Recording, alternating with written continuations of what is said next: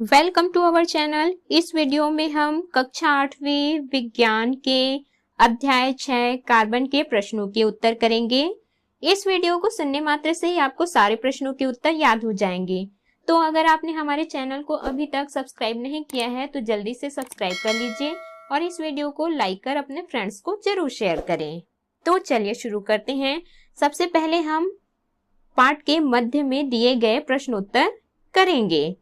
इसमें सबसे पहला प्रश्न है, हमारे चारों ओर कार्बन किन किन रूपों में पाया जाता है? इसका उत्तर है, हमारे चारों ओर कार्बन हीरा, ग्रेफाइट, कोयला, काजल, लकड़ी का चारकोल आदि के रूपों में पाया जाता है। अगला प्रश्न है प्रश्न दूसरा, अपररूपता क्या है? इसका उत्तर है, एक ही तत्व के ऐसे अलग अलग रूपों को जिनके भौतिक गुण भिन्न भिन्न होते हैं किंतु रासायनिक गुण समान होते हैं अपर रूप कहते हैं। इस प्रकार किसी तत्व की एक ही अवस्था का भिन्न भिन्न रूपों में पाया जाना अपरूपता कहलाता है। प्रश्न तीसरा है, हीरे के कोई दो उपयोग लिखिए। इसका उत्तर है, हीरे के उपयोग निम्न है। पहला, हीरा चमक के कारण बहुमूल्य रत्न है, इसका उपयोग आभूषणों में होता है। दूसरा है, इसका उपयोग कांच काटने एवं पत्थरों में छेद करने वाले औजारों में किया जाता है। अगला है तीसरा, इसका उपयोग शल्य चिकित्सा के उपकरणों में भी किया जाता है। प्रश्न चौथा है, निम्न को बनाने की विधियां लिखिए। पहला, लकड़ी का चारकोल। दूसरा, काजल। इसका उत्तर है लकड़ी का चारकोल। मजबूत कांच की परख नली में पेंसिल की छीलन लेकर बर्नर या मोमबत्ती की सहायता से परख नली को गर्म करते हैं। थोड़ी देर बाद हम देखते हैं कि परख नली में रखा पदार्थ काला पड़ जाता है। इस प्रकार लकड़ी का चारकोल प्राप्त किया जाता है। इसमें हमको ये चित्र लकड़ी का चारकोल बनाना है। अगला है काजल। मिट्टी के दिए में सरसों का तेल लेकर इसमें एक रुई की बनी बत्ती डालकर तेल सोखने देते हैं। तत्पश्चात बत्ती को जलाते हैं। अब कांच की पट्टी पर निकलने वाले धुएं को एकत्रित करते हैं। इस प्रकार काजल प्राप्त किया जा सकता है। इसमें इस प्रकार काजल का बनना का चित्र बनाना है। अगला है, इनके उत्तर दीजिए। प्रश्न पहला, कार्बन और हाइड्रोजन से बने यौगिक क्या कहलाते हैं? इसका उत्तर है, कार्बन और हाइड्रोजन से बने यौगिक हाइड्रोकार्बन कहलाते हैं। प्रश्न दूसरा है, दहन क्या है? इसका उत्तर है, कुछ पदार्थ जलने पर ऊष्मा या प्रकाश अथवा दोनों के रूप में ऊर्जा उत्पन्न करते हैं। इस प्रकार की जलने की क्रिया को दहन कहते हैं। अगला है प्रश्न तीसरा, तीन दहनशील पदार्थों के नाम लिखिए। इसका उत्तर है, तीन दहनशील पदार्थ मैग्नीशियम, कोयले के टुकड़े व लकड़ी हैं। अगला है प्रश्न चौथा, पटाखों तथा ईंधन के सार्वजनिक वाहनों में लेकर जाना क्यों प्रतिबंधित है? इसका उत्तर है, पटाखों तथा ईंधन एक दहनशील पदार्थ है। यह अत्यधिक मात्रा में ऊष्मा व प्रकाश उत्पन्न करते हैं जिससे धन की हानि अत्यधिक होने की संभावना होती है। इसलिए इन्हें सार्वजनिक वाहनों में लेकर जाना प्रतिबंधित है। अगला है, इनके उत्तर दीजिए का पहला प्रश्न, दहन के लिए आवश्यक परिस्थितियां कौन सी है? इसका उत्तर है, दहन के लिए आवश्यक परिस्थितियां ऑक्सीजन का होना है।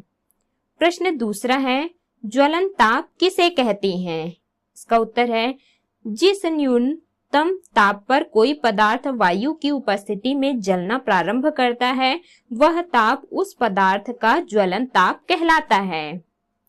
अगला है प्रश्न तीसरा, ज्वाला किस प्रकार के पदार्थों के जलने से मिलती है? इसका उत्तर है ज्वाला केवल उन्हीं पदार्थों के जलने से मिलती है जो ठोस तथा द्रव पदार्थ गर्म करने पर वाष्पित हो जाते हैं, अर्थात वे सभी गैसीय दहनशील पदार्थ ज्वाला उत्पन्न करते हैं। अगला है प्रश्न चौथा, ज्वाला का सबसे अधिक ताप वाला क्षेत्र कौन सा है? इसका उत्तर है ज्वाला का सबसे अधिक ताप वाला क्षेत्र बाहरी क्षेत्र है। प्रश्न पांचवा है, जलती हुई मोमबत्ती का चित्र बनाइए तथा नामांकित कीजिए। तो इस प्रकार से आपको मोमबत्ती की ज्वाला का चित्र बनाना है और नामांकित करना है। अगला है इनके उत्तर दीजिए के प्रश्न में पहला प्रश्न है, चूने के पानी में कार्बन डाइऑक्साइड प्रवाहित करने पर वह दूधिया क्यों हो जाता है? इसका उत्तर है चूने के पानी में कार्बन डाइऑक्साइड प्रवाहित करने पर अविलेय कैल्शियम कार्बोनेट बनता है, जिससे चूने का पानी दूधिया हो जाता है। अगला है प्रश्न दूसरा, शुष्क बर्फ क्या है? इसका उपयोग लिखिए। इसका उत्तर है कार्बन डाइऑक्साइड को ठंडा करने पर वह ठोस अवस्था में परिवर्तित हो जाता है, इसे शुष्क बर्फ कहते हैं। इसका उपयोग प्रशीतक के रूप में किया जाता है। अगला है प्रश्न तीसरा, अग्निशामक यंत्रों में रासायनिक क्रिया के फलस्वरूप कौन सी गैस बनती है? आग बुझाने में इस गैस का उपयोग क्यों किया जाता है? इसका उत्तर है अग्निशामक यंत्रों में रासायनिक अभिक्रिया के फलस्वरूप कार्बन डाइऑक्साइड गैस बनती है। आग बुझाने में इस गैस का उपयोग इसलिए किया जाता है क्योंकि यह गैस जलने में सहायक नहीं है। अगला है अभ्यास के प्रश्न। प्रश्न पहला है, सही विकल्प चुनकर लिखिए। इसमें पहला है, ग्रेफाइट का उपयोग नहीं किया जा सकता है। तो इन चार ऑप्शंस में से सही है काटने के औजार में। दूसरा है, कार्बन डाइऑक्साइड नीले गीले लिटमस को लाल कर देती है, अतः वह है, तो इसका उत्तर है अम्लीय ऑक्साइड। तीसरा है, 60 कार्बन परमाणु वाला अपर रूप है, तो इसका उत्तर है फुलरेन। चौथा है, शुष्क बर्फ है, तो इसका उत्तर है ठोस कार्बन डाइऑक्साइड। पांचवा है, प्रकृति का सबसे कठोरतम पदार्थ है, तो इसका उत्तर है हीरा। छठवा है, ज्वाला के विभिन्न क्षेत्रों में किस क्षेत्र का तापमान उच्चतम होता है? तो इसका उत्तर है हल्का नीला क्षेत्र। प्रश्न सातवां है, अपरूपता गुण है, तो इसका उत्तर है तत्व का। अगला है प्रश्न दूसरा, रिक्त स्थानों की पूर्ति कीजिए। इसमें पहला है, यहां खाली स्थान में आ जाएगा गैसीय दहनशील पदार्थ के दहन से ज्वाला उत्पन्न होती है। दूसरा है, कोमल होने के कारण, यहाँ पे खाली स्थान में आएगा ग्रेफाइट।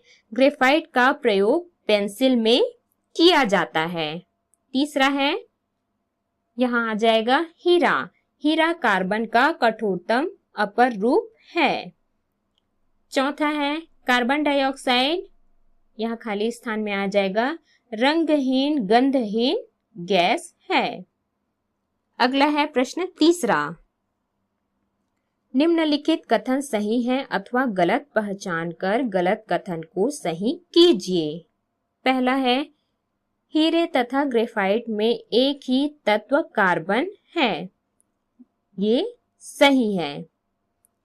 दूसरा है, हीरा विद्युत का सुचालक है, तो इसका उत्तर है गलत। हीरा विद्युत का सुचालक नहीं है। तीसरा है, मोमबत्ती की ज्वाला में हल्का नीला क्षेत्र मध्य में होता है, इसका उत्तर है गलत। मोमबत्ती की ज्वाला में हल्का नीला क्षेत्र बाहरी क्षेत्र में होता है। चौथा है, ज्वाला के बाहरी क्षेत्र में दहन की क्रिया नहीं होती। इसका उत्तर है यह गलत है। ज्वाला के बाहरी क्षेत्र में दहन की क्रिया होती है। अगला है पांचवा, कार्बन डाइऑक्साइड की प्रकृति क्षारीय होती है। इसका उत्तर है गलत। कार्बन डाइऑक्साइड की प्रकृति अम्लीय होती है। अगला है प्रश्न चौथा, उचित संबंध जोड़िए। तो इसमें कॉलम अ और कॉलम ब को हमको उचित संबंध जोड़ना है। तो इसमें सबसे पहला है काजल तथा चारकोल। इसका सही उत्तर है कार्बन के अपर रूप। दूसरा है 60 कार्बन परमाणुओं, तो इसका उत्तर है फुलरेन। तीसरा है कठोरतम पदार्थ हीरा। चौथा है शुष्क बर्फ, ठोस कार्बन डाइऑक्साइड। पांचवा है दहन ऑक्सीकरण क्रिया से बना। अगला है प्रश्न पांचवा, निम्नलिखित प्रश्नों के उत्तर लिखिए। प्रश्न पहला है, अपर रूपता से आप क्या समझते हैं? कार्बन के विभिन्न अपर रूप कौन कौन से हैं? प्रत्येक के दो दो उपयोग लिखिए। इसका उत्तर है, एक ही तत्व के ऐसे अलग अलग रूपों को जिनके भौतिक गुण भिन्न भिन्न होते हैं किंतु रासायनिक गुण समान होते हैं, अपर रूप कहते हैं। इस प्रकार किसी तत्व की एक ही अवस्था का भिन्न भिन्न रूपों में पाया जाना अपरूपता कहलाता है। कार्बन के विभिन्न अपर रूप हीरा, ग्रेफाइट, काजल, कोयला व लकड़ी के चारकोल हैं। अगला है हीरे के उपयोग। पहला, इसका उपयोग आभूषणों में। दूसरा, इसका उपयोग कांच काटने एवं कठोर पत्थरों में छेद करने वाले औजारों को बनाने में। तीसरा, शल्य चिकित्सा उपकरणों में। ग्रेफाइट के उपयोग हैं, पहला, पेंसिल के लीड बनाने में। दूसरा, उच्च ताप सह क्रूसिबल छोटा पात्र बनाने में। तीसरा, इलेक्ट्रोड के रूप में। चौथा, मछली पकड़ने की बंसी, साइकिलों के फ्रेम, अंतरिक्ष यानों के पुर्जे, डिश एंटीना तथा टेनिस रैकेट बनाने में। अगला है काजल के उपयोग। पहला है स्याही और काला रंग बनाने में। दूसरा, टायर तथा प्लास्टिक में पूरक के रूप में। कोयले के उपयोग हैं, पहला, ईंधन के रूप में। दूसरा, कुछ धातुओं जैसे लोहे के निष्कर्षण में। अगला है लकड़ी का चारकोल। इसका उपयोग है, पहला, गैस मास्क में। दूसरा, सिगरेट के फिल्टर बनाने में। तीसरा, शक्कर को रंगहीन बनाने में। चौथा, तेल तथा वसा से रंगहीन अशुद्धियों को हटाने में। अगला है प्रश्न दूसरा, हीरा तथा ग्रेफाइट में आप किस प्रकार अंतर करेंगे? तो इसका उत्तर है, हीरा और ग्रेफाइट में निम्न अंतर है। हम निम्न गुणों के आधार पर हीरा और ग्रेफाइट में अंतर देखेंगे। पहला गुण है रंग। हीरा रंगहीन होता है, ग्रेफाइट धूसर काला होता है। दूसरा, कठोरता। हीरा अत्यंत कठोर है जबकि ग्रेफाइट नरम होता है। तीसरा है विद्युत चालकता। हीरा कुचालक है, ग्रेफाइट सुचालक। चौथा, ऊष्मीय चालकता। हीरा अति उच्च चालक है, ग्रेफाइट साधारण। पांचवा है प्राप्ति।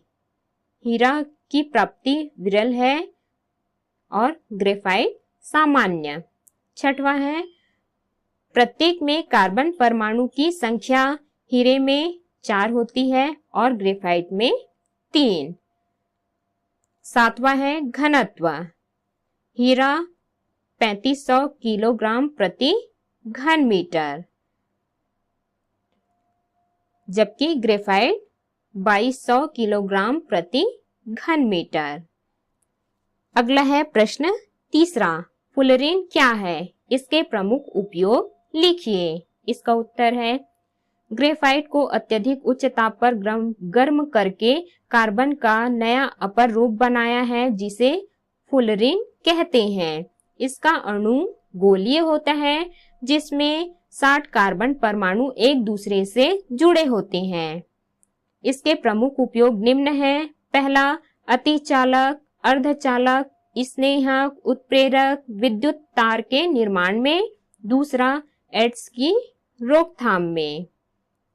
प्रश्न चौथा है, कार्बन डाइऑक्साइड बनाने की विधि का सचित्र वर्णन कीजिए। इसका उत्तर है विधि, प्रयोगशाला में कार्बन डाइऑक्साइड बनाने के लिए एक पेंदी वाला फ्लास्क लेते हैं, इसमें संगमरमर के टुकड़े डालते हैं और इसमें 2 मुंह वाला कार्क लगा देते हैं। एक मुंह में समकोण पर मुड़ी निकास नली और दूसरे में थिसिल कीप लगा देते हैं। निकास नली का दूसरा सिरा गैस जार में लगा देते हैं। अब थिसिल कीप की सहायता से तनु हाइड्रोक्लोरिक अम्ल डालते हैं। थिसिल कीप का निचला सिरा अम्ल में डूबा रहना चाहिए। संगमरमर तथा हाइड्रोक्लोरिक अम्ल की अभिक्रिया द्वारा कार्बन डाइऑक्साइड गैस प्राप्त होता है। इस प्रकार से आपको कार्बन डाइऑक्साइड बनाने की विधि का चित्र बनाना है। अभिक्रिया का समीकरण है CaCO3 कैल्शियम कार्बोनेट संगमरमर प्लस 2HCl हाइड्रोक्लोरिक अम्ल, इनकी क्रिया करने पर बनेगा CaCl2 calcium chloride plus H2O पानी प्लस CO2 कार्बन डाइऑक्साइड। अगला है प्रश्न 5वां, शुष्क बर्फ क्या है, इसका प्रमुख उपयोग लिखिए। इसका उत्तर है कार्बन डाइऑक्साइड को ठंडा करने पर वह ठोस अवस्था में परिवर्तित हो जाती है, इसे शुष्क बर्फ कहते हैं। इसका उपयोग प्रशीतक के रूप में किया जाता है। अगला है प्रश्न 6वां, मोमबत्ती की ज्वाला के प्रमुख भाग कौन कौन से हैं, सचित्र समझाइए। इसका उत्तर है मोमबत्ती की ज्वाला के प्रमुख 3 भाग होते हैं। पहला, सबसे भीतरी भाग गहरा होता है, वह ज्वाला का सबसे ठंडा भाग होता है। इस क्षेत्र में दहन की क्रिया नहीं होती क्योंकि इसमें दहन के लिए ऑक्सीजन प्राप्त नहीं होती। दूसरा है मध्य भाग, यह भाग चमकीला एवं दीप्त क्षेत्र होता है। इस क्षेत्र में ईंधन आंशिक रूप से जलकर कार्बन कण बनाते हैं जो गर्म होने के कारण चमकते हैं। तो इसमें इस प्रकार से मोमबत्ती की ज्वाला का चित्र भी बनाना है। तीसरा है बाहरी भाग, सबसे बाहरी क्षेत्र हल्के नीले रंग का होता है। इस क्षेत्र में ऑक्सीजन के कारण पूर्ण दहन होता है। यह सबसे गर्म क्षेत्र है, इसका उच्चतम ताप लगभग 1800 अंश सेल्सियस होता है।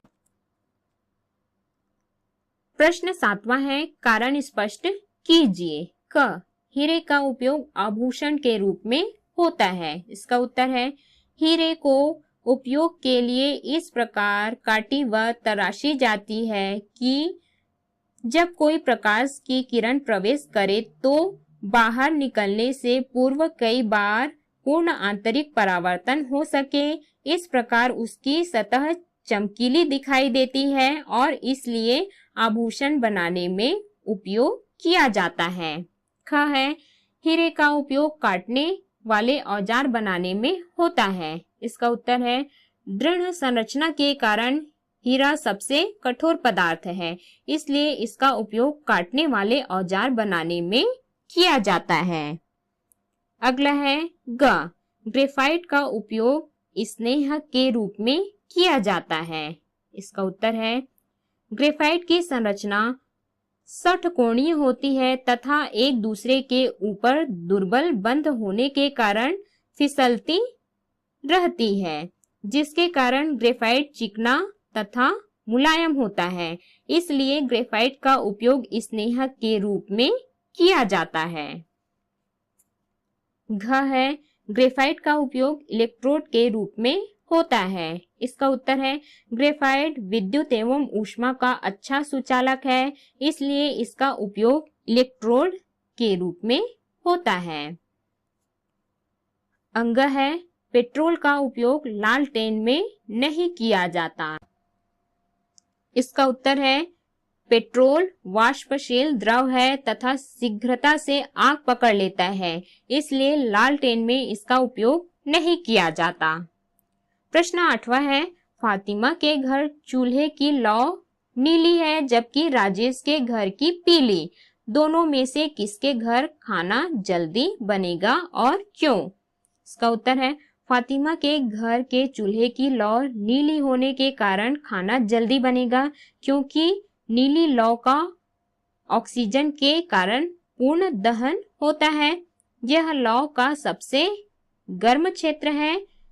इसका उच्चतम ताप लगभग 1800 अंश सेल्सियस होता है। अगला है प्रश्न 9वां, चारकोल ज्वाला के साथ क्यों नहीं जलता? इसका उत्तर है ज्वाला केवल उन्हीं पदार्थों के जलने से मिलती है जो गर्म करने पर वाष्पित हो जाते हैं। चारकोल को गर्म करने पर वाष्पित नहीं होता, इसलिए चारकोल ज्वाला के साथ नहीं जलता। अगला है प्रश्न 10वां, क्या मोमबत्ती की लौ का नीला भाग अंदर हो सकता है? अपने उत्तर के पक्ष में तर्क दीजिए। इसका उत्तर है मोमबत्ती के लौ के भीतरी भाग में दहन की क्रिया के लिए ऑक्सीजन पर्याप्त मात्रा में प्राप्त नहीं होता। मोमबत्ती के लौ के केवल बाहरी भाग को ऑक्सीजन पर्याप्त मात्रा में प्राप्त होता है, जिसके कारण लौ का बाहरी भाग नीला होता है। इसलिए मोमबत्ती की लौ का नीला भाग अंदर नहीं हो सकता। तो इस प्रकार से हमने सभी प्रश्नों के उत्तर किए।